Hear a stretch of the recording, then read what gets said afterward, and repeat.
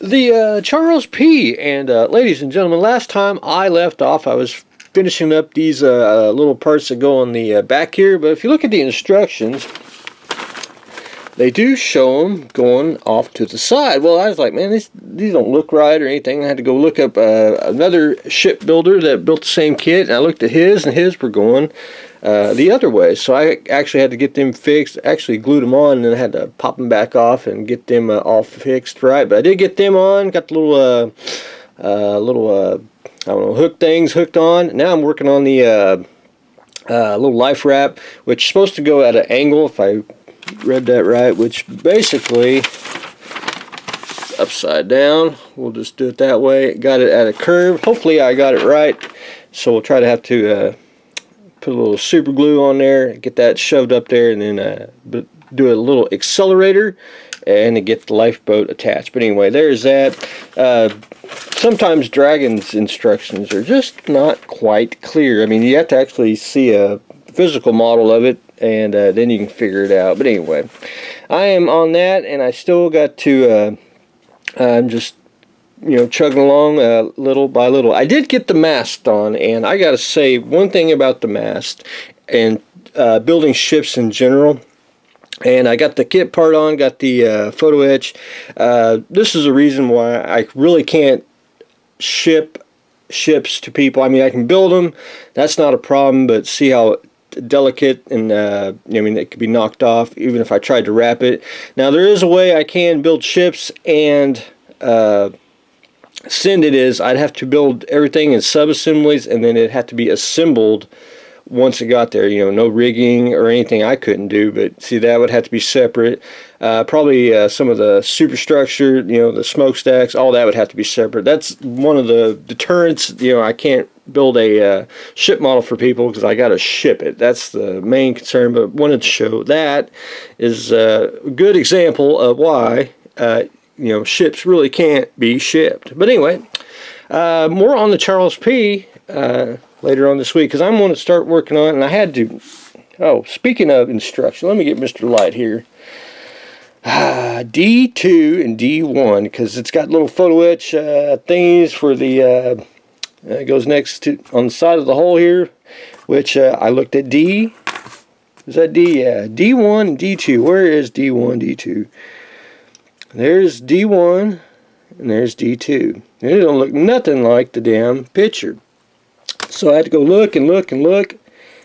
It's actually F1 and F2, not D1, D1, or D1, D2. So anyway, I need the little guide here to bend the wherever the little photo etch bracket things to go on there to get the correct angle. But anyway, there is that misguided instructions. But more on that later. The Metro 1, I actually washed it, and I put a little bit of primer on it. And my little primer rattle can's just about out. I've been finishing it off, and just got a really light coat on there. Today I want to go fill in the landing gear, and then a few other little spots there, and then shoot it one more time with primer and be ready for paint. And we are going to go with Vallejo Surface Primer White. We're going to paint that all white with the airbrush, and since it's primer polyurethane, let it sit for a couple days, and then we'll take Mr. Pledge there, or excuse me, Mr. Future, and we will get them all shiny and ready for decals. Hopefully we can start decals next weekend. It's what I'd like to do, but we got to get it all prepped up and painted and everything. But anyway, little rocket mouse. I didn't get to do anything today. I know.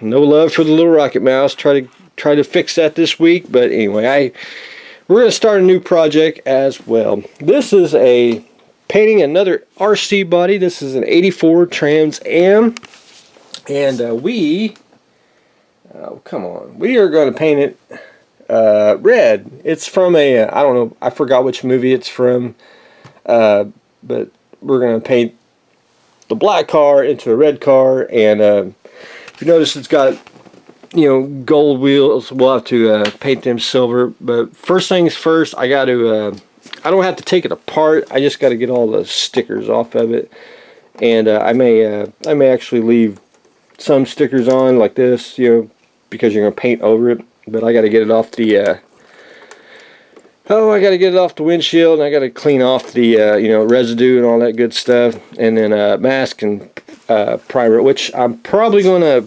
What I'm gonna do this week is I'll get that masked and ready to go, and then we'll paint on the weekends because it's hard for me to paint during the week. But anyway, RC car is pretty darn cool. Now, however, I have to give my disclaimer. I paint on the outside, you know. I know car bodies are painted on the inside, but I paint on the outside because this is just the way you have to do it on this one.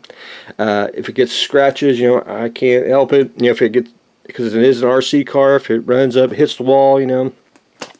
Just a little disclaimer, which, you know, I make a static model, but if you want to, you know, jump it, that's fine. But anyway, there's that. So we're going to start that this week, and we'll have a busy workbench. I need to clean the table.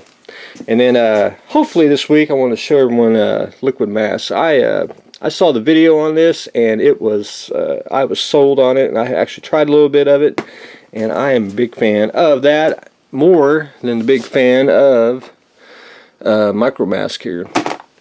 So that's saying a lot. But anyway, that's what I've got going on today. We are getting ready to paint a Trans Am, trying to paint some airliners, and the photo etch adventure continues on, the Charles P. So that's what I got going on today, so stay tuned for the next exciting episode.